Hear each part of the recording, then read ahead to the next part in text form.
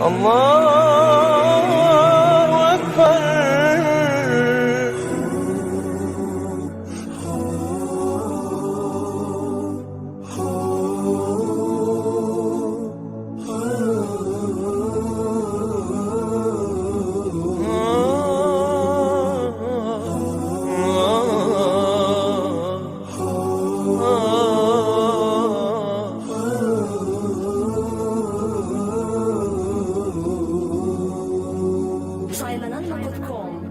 Yeri göğü yaradan Allahum Allah, dedi yoktan var eden Allahum Allah.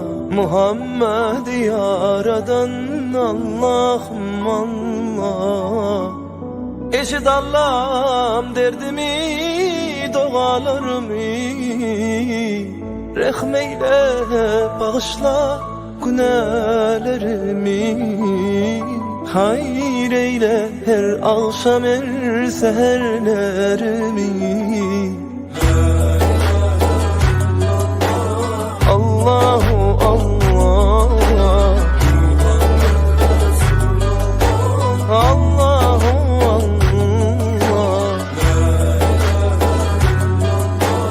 Allahu Allah,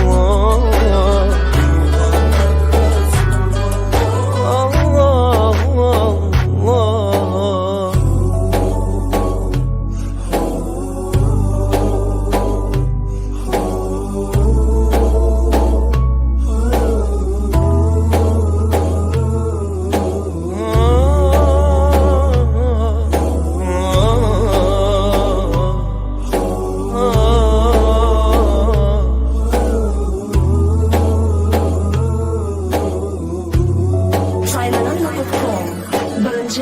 Ellemedim hilafi Allah'ım Allah, taşımadım galati Allah'ım Allah.